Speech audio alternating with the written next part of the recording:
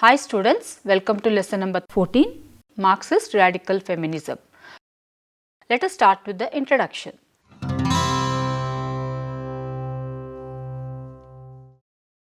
The purpose of feminism is to promote equality between the sexes.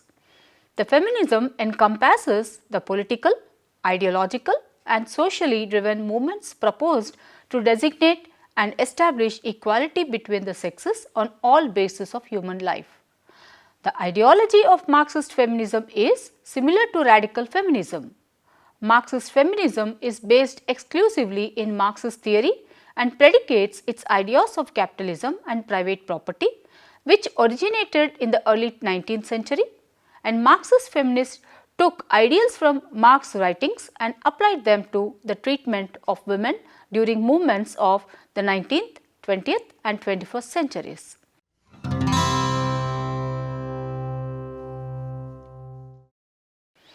Now, let us look into the objectives. To learn the meaning of Marxist feminism, to know the essence of Marxist or radical feminism.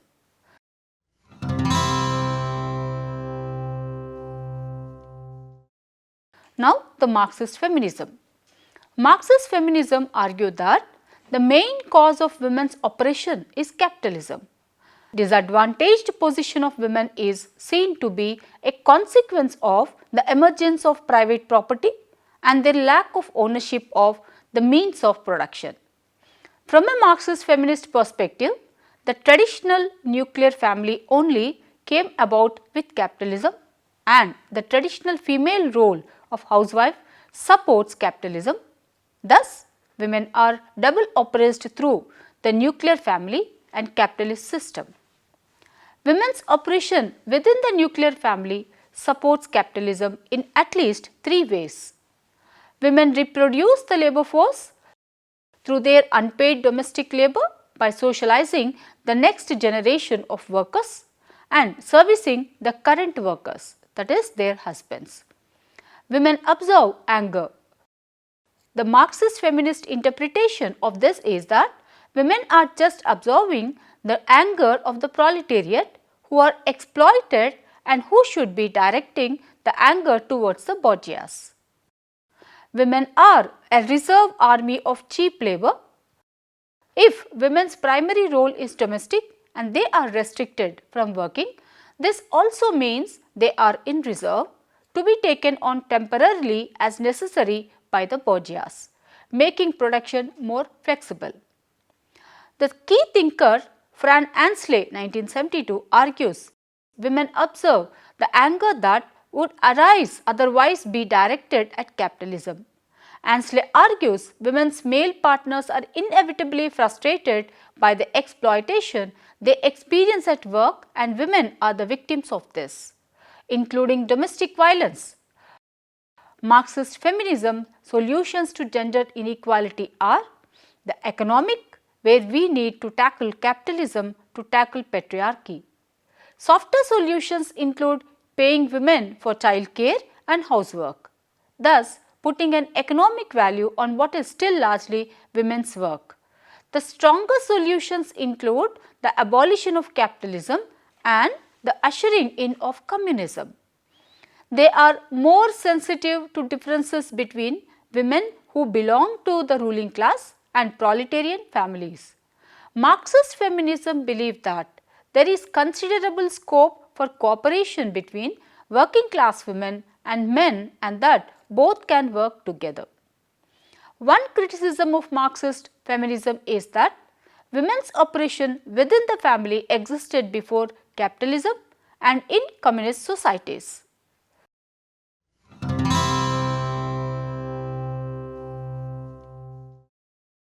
Radical feminism provides the bulwark of theoretical thought of feminism. Radical feminism provides an important foundation for the rest of feminist flavors, which is seen by many as the undesirable element of feminism. Radical feminism is actually the breeding ground for many of the ideas arising from feminism, the feminist ideas which get shaped and pounded out in various ways by other branches of feminism. Radical feminism was the cutting edge of feminist theory from approximately 1967 to 1975. It is no longer as universally accepted as it was not then, nor does it provide a foundation for example, cultural feminism. This term refers to the feminist movement that sprung out of the civil rights and peace movements in 1967-68. The reason this group gets the radical label is that they view the oppression of women as the most fundamental form of oppression, one that cuts across the boundaries of race, culture and economic class. This is a movement intent on social change, change of rather revolutionary proportions in fact. The central feature of radical feminism is that sexual oppression is the most fundamental feature of society and that other forms of injustice like class, exploitation, racial hatred is so on are merely the secondary. According to Andrew Haywood, the political ideologies. Radical feminists insist on highlighting the role of patriarchy in sexual oppression of women. They seek to abolish the entire structure of patriarchy. Pioneer radical feminists have been Simone de Beauvoir, The Second Sex 1949, the German Greer, The Female Eunuch 1970, Kate Millett, Sexual Politics 1970, Andrea Dworkin, Catherine MacKinnon, etc. The major achievement of radical feminism is the personal is political movement which brought issues related to women's bodies and personal lives such as abortion and divorce into the political sphere and demanded to be legislated upon. Roe versus Wade, a major Supreme Court judgment in the United States which gave women the right to abortion, was a step in reducing the sexual control that men have on women. The idea of sexual control is of centrality in radical feminism. Susan Brown Miller's Against Our Will 1975 emphasizes that men dominate women through a process of physical and sexual abuse. Men have created an ideology of rape which amounts to a constant process of intimidation by which all men keep all women in a state of fear. Brown Miller argued that men rape because they can, because they have the biological capacity to rape, and that even men do not rape nevertheless benefit from the fear and anxiety that rape provokes in all women. Andrea Dworkin and Catherine MacKinnon provide a similar critique of pornography which they believe is the graphic sexual explicit subordination of women through picture of words. It constitutes violence against women and perpetuates rape culture. In conclusion, the liberal and radical feminism remain two extremely polar yet equally intrinsic schools of thought within feminism, and both find equal number of followers even today when feminism has branched out into socialist feminism, black feminism, intersectional feminism, ecofeminism, postmodern feminism, etc. Radical feminists see society and its institutions as patriarchal, most of which are dominated and ruled by men. Men are the ruling class and women the subject class. Gender inequalities are the result of oppression of women by men, and it is primarily men who have benefited from the subordination of women. Women are an oppressed group. Against the liberal feminist, they argue that paid work has not been liberating. Instead, women have acquired the dual burden of paid work and unpaid housework, and the family remains patriarchal. Men benefit from women's paid earnings and their domestic labor. Some radical feminists go further, arguing that women suffer from the triple shift where they have to do paid work, domestic work and emotion work, being expected to take on to the emotional burden of caring for children.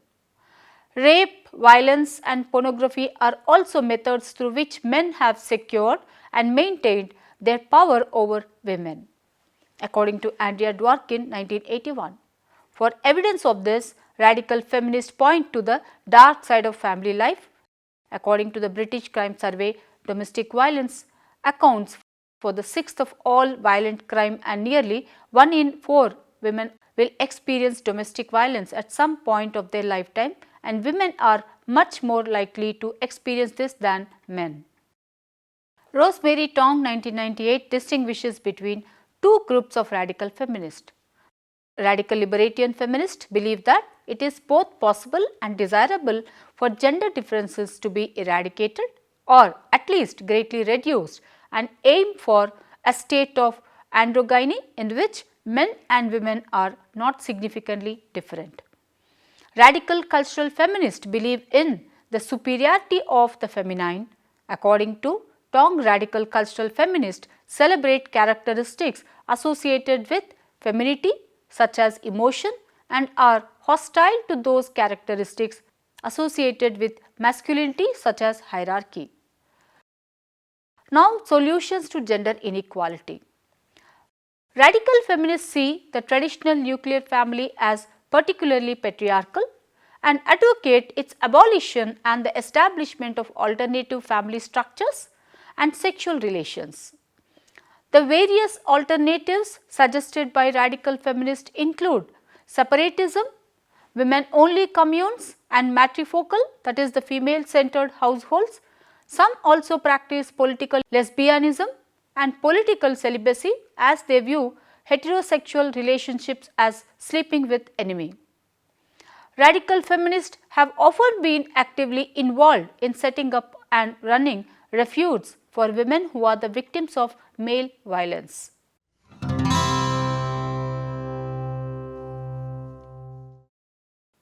Now, let us look into the criticisms of radical feminism. According to the criticism, it ignores the progress that women have made in many areas, for example, work, controlling fertility, and divorce. Too unrealistic due to heterosexual attraction, separatism is unlikely. Radical feminism or Marxist feminism has developed as left wing of the feminist movement in the past few years. The feminine petty bourgeoisie, drawn into the current of the class struggle, was quick to grasp Marxism not in order to serve the working class and revolutionary struggle with it, but rather in order to deform it, to spit it back out in some mixed up way, and to adopt it to its own class ideology and thus make it serve its own interest. In Montreal, certain feminist groups have become the mouthpiece for this tendency. In the past, the Centre Femmes Women's Centre, which no longer exists today, which distributed lots of this feminist literature. At the meeting organized by Union Centrals on March 8, a representative of the Committee of Struggle for Abortion received thunderous applause when she said, "If we refuse to be reserve labor power for capital, we also refuse to be a reserve for the revolution." What should we take this to mean? All aspects of the struggle for socialism concern women, starting with the fact that capitalist society categorizes women above all as housewives. The Marxist feminists have constructed the theory of housework because according to them, this is the specific relationship of exploitation that housewives have with capital. It is certainly a fact that since the beginning of the private ownership of the means of production, women have been excluded from productive social labor, confined to domestic work, and isolated in the home. This is where their specific oppression comes from, an oppression which is perpetuated and which increases under capitalism. But it is not by demanding a wage neither for housework nor by having housewives go on strike that women will move forward in their struggle. For even if all women are housewives, that does not categorize them all automatically as part of the working class. They too belong to one class or another, the proletariat or the bourgeois. So, it is not strictly as housewives that women in the proletariat and among the class elites of the proletariat, the people wage the struggle for socialism. It is rather as oppressed women of an exploited class. This is clearly not the same as the interest of bourgeois women. This does not deny the fact that women have specific demands to put forward, demands linked to their condition as women, and furthermore, these demands are of many orders. They are as much in the sphere of economic, political and social equality as in the struggle for equality within the family. The day that women are no longer considered as housewives, the day that women are no longer alone to take care of raising their children. This day will only come about as the result of a long struggle. It is erroneous to reduce the struggle for women's liberation to a struggle for democratic rights, but that is exactly what Marxist feminists try to do with their housework theories. The struggle for women is an integral part of the revolutionary struggle, but it supposes the abolishing of private property of the means of production, the abolishing of capitalism. That is why it is the proletariat as a whole and as a class that has the historic mission to free women from their oppression. All of the fights that are part of the political struggle against capitalism are of the greatest concern to women. They are not serving as a reserve, but instead they are getting involved in a fight which is of as much concern to them as it is to the men of their class. It seems that for the Marxist feminist, the struggle that starts with housework leads directly to socialism, as if it were enough to organize one struggle after another in order to end up one fine day in having broken exploitative capitalist relationships, as if the women's movement could find within itself the political leadership needed to lead it to socialism. This is an anarchist conception of the revolutionary process, a conception which denies the leadership role of Revolutionary Party of the working class in the struggle for women's liberation. Furthermore, most of the time Marxist feminists consider that party is nothing more than a party for the most part composed of men and thus just another tool. This does not mean that the party will achieve the liberation of women in the place of women, just as the party will not make the revolution in the place of the proletariat and the people. Rather, the party orients all our struggle towards socialism. So often, the Marxist feminists falsely claim that Marxist-Leninists are against women organizing themselves to wage their struggle and end up by putting the autonomous organization of women in opposition to the leadership of the proletarian party. For on the contrary, everywhere in the world, the communist movement has encouraged and has participated actively in the struggle of women to organize themselves in order to put their demands forward and to take part in the struggle for socialism.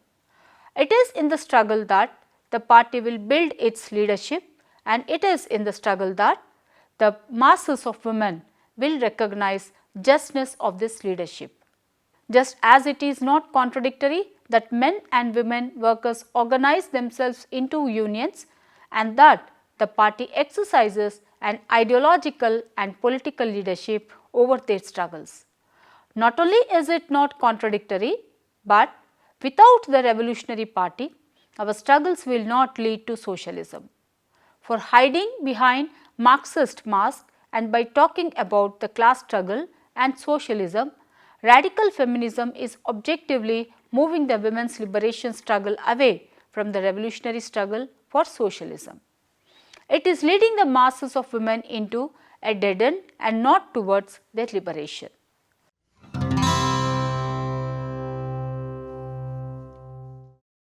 Now, the Marxist feminist perspective. Marxist feminist perspective adapts the principle of Marxism to emphasize how capitalism uses the family oppresses women and the harmful consequences of the family to women's lives. Marxist feminists look on class and gender inequalities as dual systems of oppression, and with both being very powerful and independent systems. Marxist feminists often argue that class and gender inequalities reinforce each other and create a group that are doubly oppressed. Margaret Benston's 1972 Marxist feminist study, The Political Economy of Women's Liberation, emphasizes the value of unpaid labor women perform within the family. This labor, which sustains the current labor force and nurtures the next generation, comes at no cost to the owners of the means of production. Additionally, the responsibility of the male breadwinner to support his wife and children fetters his ability to withdraw his labor power in defense of his class interest. In so doing, it helps reinforce the inequitable capitalist economic system. As Rosemary Tong, 1989, notes in her book Feminist Thought, A Comprehensive Introduction, Marxist feminists identify how work shapes consciousness and women's work shapes her status and self-image. Therefore, Marxist feminists are primarily concerned with the division of labor that keeps women in the domestic sphere of the family and men in the workplace. Women's position within the family may explain the problem of developing working class consciousness. As with exchange relationship in general in capitalism, underlying these seemingly equal exchange and this relationship are the power relationships and various relationships such as those between males and females, relationship in the family, prostitution, surrogate motherhood, etc., which may appear to express equality, but because of the underlying unequal power relations conceal great inequalities.